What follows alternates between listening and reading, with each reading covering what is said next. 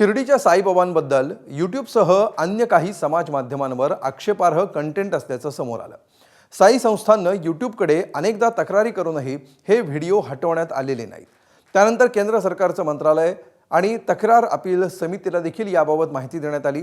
अखेर साई संस्थानानं दिल्ली हायकोर्टात धाव घेतल्यानंतर आज एक महत्त्वाचा आदेश न्यायमूर्तींनी दिलाय। नेमका काय आहे हा आदेश बघूया।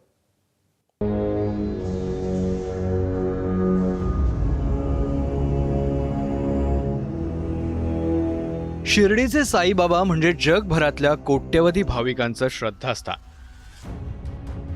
साईबाबांबद्दलच्या यूट्यूबसह अन्य सोशल मीडियावर आक्षेपार्ह कंटेंटचं प्रकरण आता कोर्टाच्या पायरीवर पोहोचलंय। शिर्डी साई संस्थाननं दिल्ली हायकोर्टात एक याचिका केली असून आक्षेपार्ह गोष्टी हटवण्याचे आदेश देण्याची मागणी केली आहे। काही व्हिडिओंमध्ये साईबाबांचा उल्लेख चांद मिया असा करण्यात आलाय।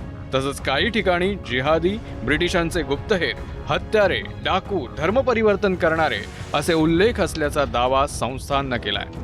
त्यामुळे भक्तांच्या भावना दुखावल्या जात असून धार्मिक तेढ निर्माण होण्याचा धोका असल्याचं संस्थाननं केलेल्या याचिकेत नमूद केलंय। हे व्हिडिओ हटवण्याबाबत यूट्यूबशी वारंवार संपर्क साधूनही त्यावर कारवाई होत नसल्याचा आरोप करण्यात आलाय। शिर्डी साई संस्थानकडून 15, 17 आणि 19 जुलैला यूट्यूबच्या तक्रार निवारण प्रणालीद्वारे आक्षेप नोंदवण्यात आले। त्यावर जवळजवळ एकसारखीच उत्तरं देऊन तक्रारी फेटाळण्यात आल्या। एकतर संबंधित अपलोडरशी संपर्क करा किंवा हायकोर्टातून आदेश आणा असं यूट्यूबनं कळवल्याचा दावा संस्थाननं केलाय। यूट्यूबला दिलेल्या तक्रारींमध्ये संबंधित URL, टाइम स्टॅम्प तसंच आपत्तीजनक भागांची माहिती देण्यात आल्याचा उल्लेखही याच याचिकेत करण्यात आलाय।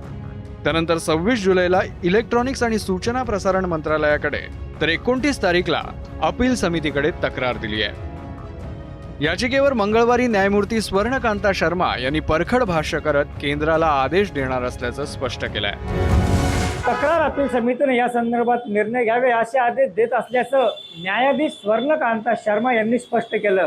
तसंच यासाठी 7 ते 10 दिवसांची मुदत घालून देण्याबाबतही विचार करत असल्याचं न्यायालयानं सांगितलंय।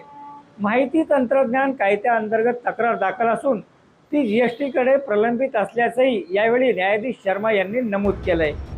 व्हिडिओ हटवण्यासोबतच ते पुन्हा अपलोड होणार नाहीत याची खबरदारी घेतली जावी अशी मागणी साई संस्थाननं केली आहे। कोर्टाच्या आदेशानंतर आता GSE किती जलद कारवाई करणार आणि कोणकोणते वादग्रस्त व्हिडिओ हटवले जातात याची शिर्डी साई संस्थानप्रमाणेच साई भक्तांनाही प्रतीक्षा आहे। तसंच साईबाबांबद्दल आक्षेपार्ह कंटेंट अपलोड करणारे कोण आहेत आणि त्यामागचा मूळ उद्देश काय आहे हेही उजेडात यायला हवं। ब्युरो रिपोर्ट, ABP माझा।